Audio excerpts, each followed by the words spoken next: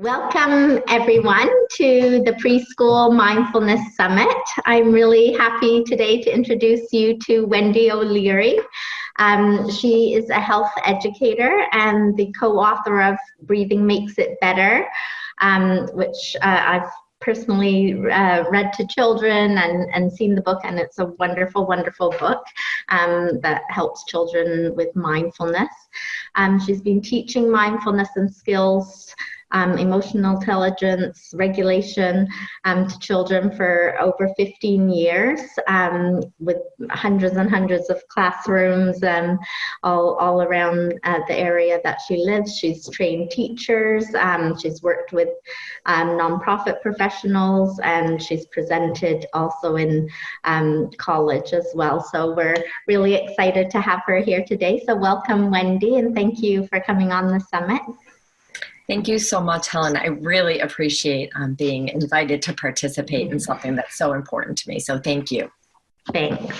And I just want to let all the viewers know that Wendy's provided some free resources, which we'll have the download link for, which is Mindful Matters Strategies for Children. And she also has her website where you can find out more about what she's up to and doing, and all her social media information. So be sure to check out the speaker bio page.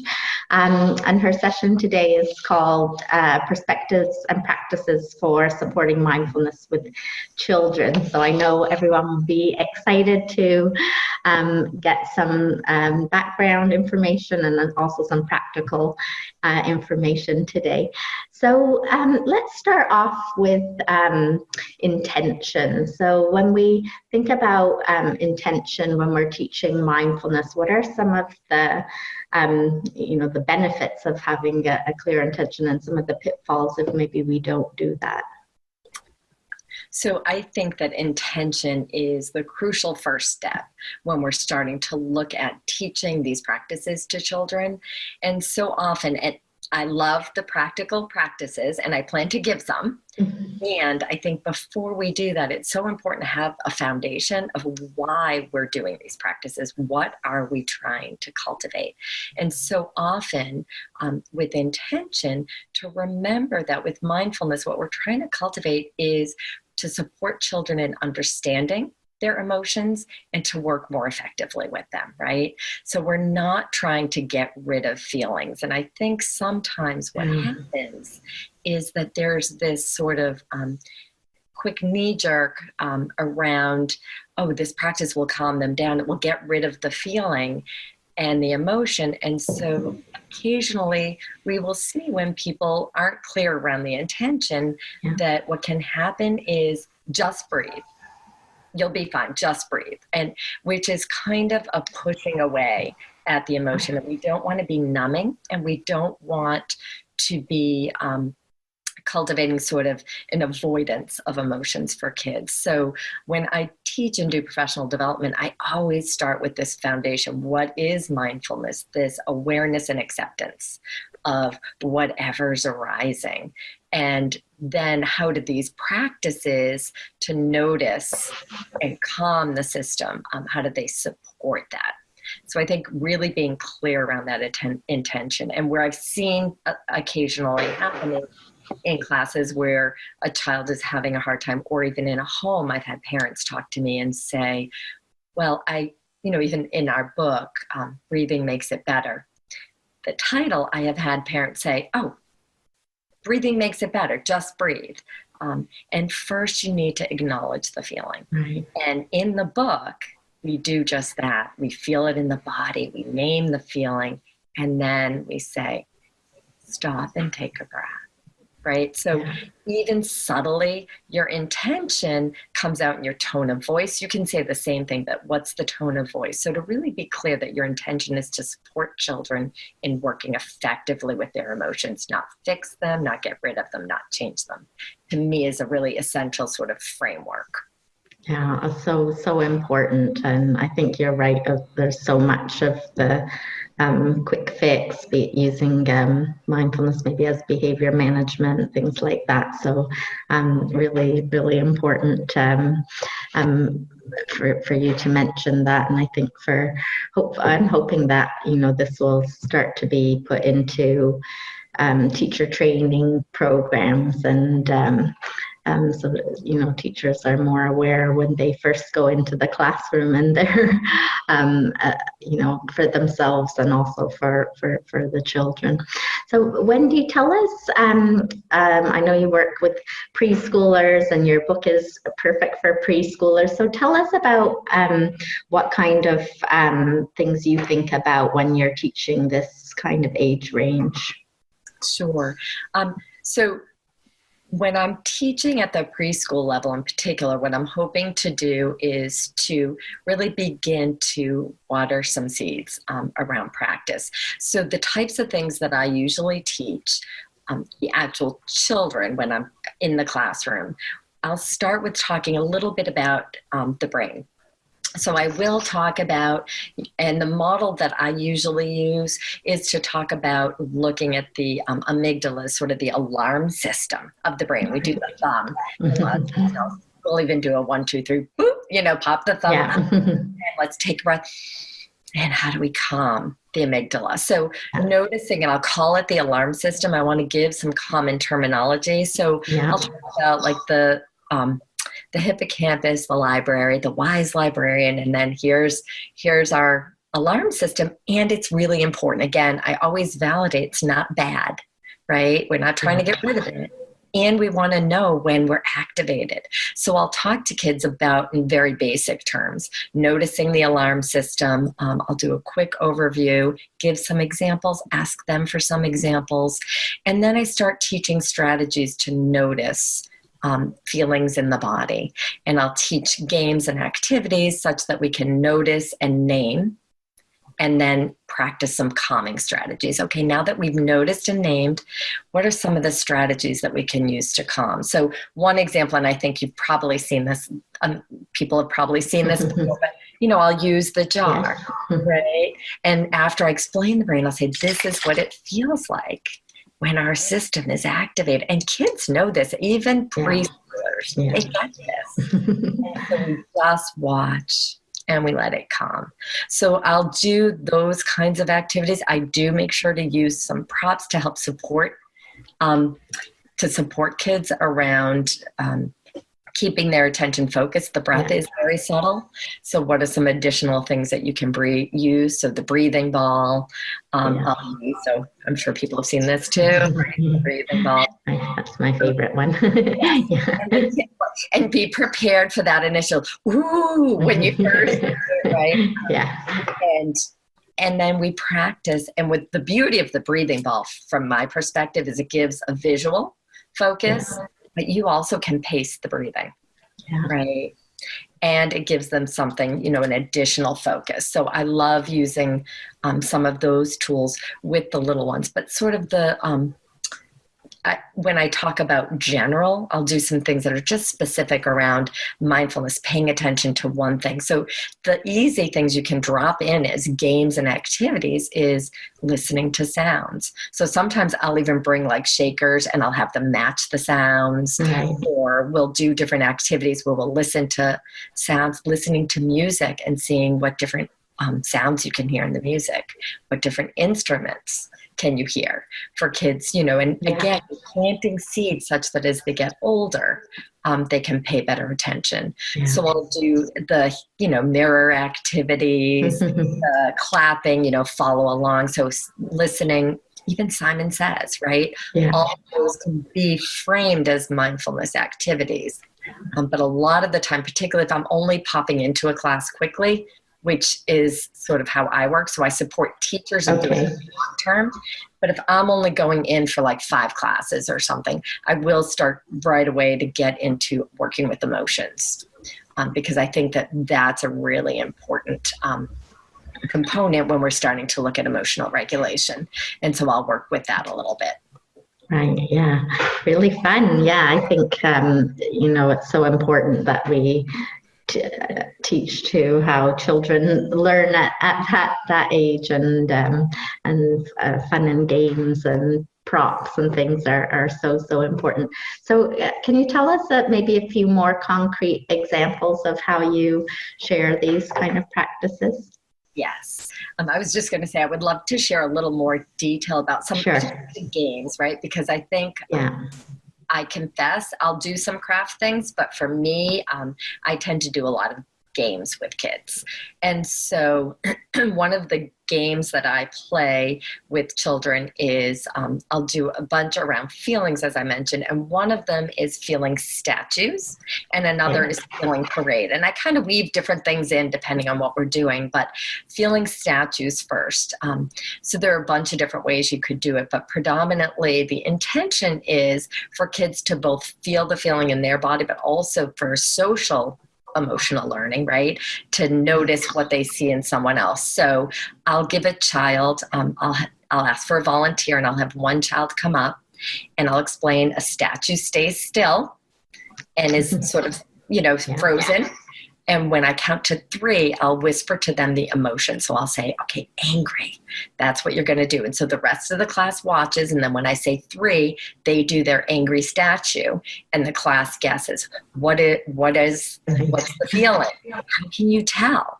Let's see. Let's all do an angry statue. How does it feel in your body? So I want to make sure I also have the full class do it, because I want to get the social emotional piece, but I also want them to feel it in their individual bodies. How does it feel? Where do you, look at your hands, right? So I'll help to draw their attention to different areas, and we can play that game. The other game with emotions that I love to play is a feeling parade. And we actually march around the classroom. Right. And I have done this with actually not 50 preschoolers, a classroom of preschoolers, but I did it with 50 kindergartners once. Wow. And we were marching around. And so, clarity around space, and this is our marching area. We also always want to do that. Then the other pieces, so I'll say, march like you're a king or queen. And notice how that feels. And I'll set the stage. How I typically do it is when I want them to stop marching, I'll ring my mindfulness bell, and we take one big breath together. And so they'll be able to come to presence, come to stillness, and then we'll process. March as though you're doing something you've never done before. March as though you're angry, right? And so we'll do all these different things, and I make sure to weave in, again, we're planting seeds for future. And so though they're young, I weave in. And when we're marching as feelings, notice the feelings keep going by. This idea of feelings being a parade is an analogy I often use. Oh, nice, yeah. They kind of march by. Notice that it just goes by. And then I might flow that into when you're angry, imagine angry. A time when you were angry. How did your body feel? What did it look like? What if angry was a creature in a parade? What would it can do an arts and crafts activity around kind of looking at what the different creatures in their parade that goes through, and it's always going through, and it's fine, no problem. It's fine to have all these feelings. What we want to be careful about is to not try and stop the parade, because we might get knocked over. Join the parade and follow along. We don't have to get swept up. Let's step back. And once in the parade and noticing, and kids are like, you're tapping into the imagination, which is why I really like to do these kinds of sort of games and activities. I also talk about attention like a flashlight. So we'll do different games where we'll follow a flashlight and notice where our attention is. That attention can be a wide angle, narrow. Let's put our flashlight on sounds now, and we'll listen to sound. So I'll do different kinds of activities like that. I always do direct instruction with little ones for very short periods of time. So a real little explanation, and then we do something. Yeah. And then integrating it. How do you then kind of integrate it? Once you've taught it, then you can kind of weave it in. Oh, I'm noticing that there might be somebody in your parade right now. What's in your parade? What's going on? What does it look like? Maybe we could draw a picture, right? So when a child, that's the in the moment kind of thing, when a child is dealing with something where you can pull, but you want to get the practice in first. Yeah, wow, so fun. I love those ideas. Great ways to help kids learn about emotions and express themselves. So Wendy, I know you also, you do lots of teacher training and you use the word, or you want people to use the word "and" a lot. So can you just explain a little bit about what you mean by that? Sure. So again, using "and" for me goes back to this intention question. What are we trying to cultivate? And so, yes, we can use these tools, right? There are some breathing techniques we could use. We could use deep breath or 5-finger breathing. And if we have time, I'm happy to share some of those. And if we're using those without also cultivating sort of a climate in the classroom or climate in our family, which is supportive of the arising of emotions, then often they're seen as techniques that are discipline. Sort of back in the day, I don't know if all of you have ever experienced this, but I know I did that. You're having a hard time. Just take 10 breaths. Right? But it was sort of said in a way that felt either you were judged or disciplined for having the feeling. So for me, the "and" in a situation is really a wonderful tool that supports both the awareness and acceptance of the emotion. I know you're really angry, and, right? This is really hard, and often we'll say "but," and "but" really does negate what comes before it. And I like to tell teachers to think, and for myself, I think of in my own life when someone says that to me, how does it land? And right, it's going to land that way for kids too. So I'm really cautious around supporting teachers in understanding, again, that underlying piece. And saying "and" allows us to either say and then set up an expectation. Hitting is not accepted, right? And you don't have to do what your angry feelings say. And I wonder if we could practice back-to-back breathing together. So you can also use it as a transition to a calming technique, as opposed to seeing a child starting to have a hard time and saying, just breathe. So I really think the "and" is powerful. And the one other piece I do want to add in here is, and your own practice, if you have one, supports the deepening of your capacity to teach this to children, right?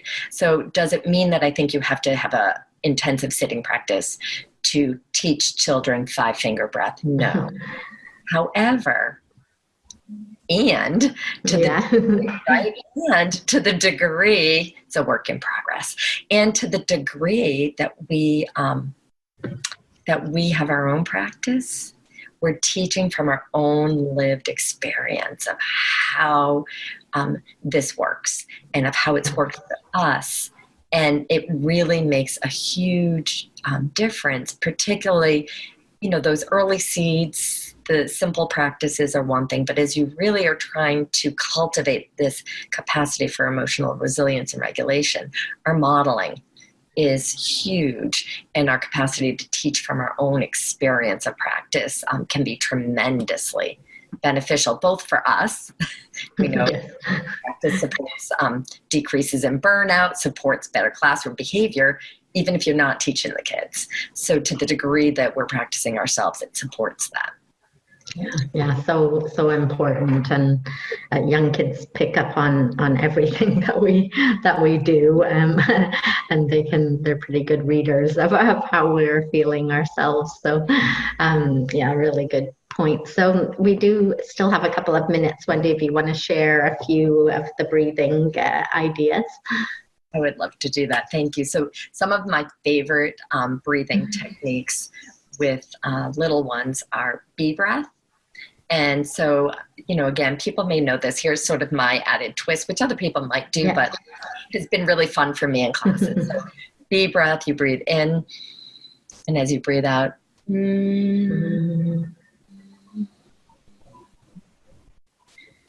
So the piece that I add in there is I will sometimes, especially depending on the classroom, I'll sometimes say, oh, let's be a hive of angry bees.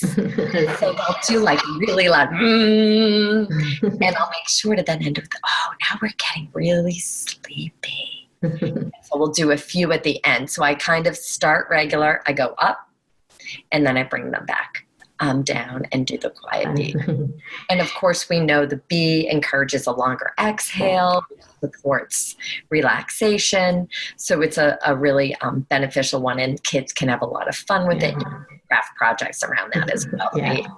The other one that I really like is the 5-finger breathing. So breathing in and out and in and out and in and out and in and out. And last one, in and out. And then I think the last one that I would love to share, again, a little creative twist on a traditional practice. Many people, many of you may have heard of hot cocoa breath, which when I first taught it and thought to teach it, I did soup, because I think for me as a kid was a comfort thing. So, so that whole breathing in and out. So you're smelling and blowing it off. And my addition to that, I call it making happiness soup. And this is another one that I've done with a really big group of kids. I actually brought a pot in and a spoon. And what I have them do, particularly if I'm with a larger group and I can't spend a lot of time, but they all want to share something, I will have them think about, so we'll close our eyes and think about a time we felt really happy, like really happy. Think about it, see how your body feels, and then I want you to take it in your hand and hold it for a minute. And then I go around with the pot and I collect it. Okay, let's throw our happiness in the pot with happiness soup. And so this is a well-wishing practice, a metta breathing. So we'll throw it in and we'll stir it up, and I'll kind of get there and I'll stir it up. And you can do it with a smaller class. You can actually ask them to share, right? In a big class, you don't always have that opportunity. So we'll stir it up and then we'll breathe it in, taking in the happiness, and breathing it out, sharing it with everybody else in the room and then everybody else in the school, depending on where you're doing it in your community. So a metta practice, basically. Right? And it's the breathing practice, because when we blow out, we blow longer. Again, relaxation, but we're adding a little extra metta happiness in there and a little fun. So that is a practice that the kids have really, like, they ask about happiness soup. We're going to have happiness soup. I love it. Those are really great. I love the happiness soup, especially. That's a really great one. Well, thank you so much, Wendy, for coming on and sharing, so many important ideas for us to integrate into our teaching and to think about, and also so many practical ideas that I know the teachers watching will love as well, so many creative ideas. Again, I really recommend the book, Breathing Makes It Better, which Wendy co-authored with Chris Willard, who's on our summit as well. And it's a great teaching tool and a great book for preschoolers. So thank you so much, Wendy, for sharing with us. Thank you so much, Helen. I appreciate being on today. Thanks.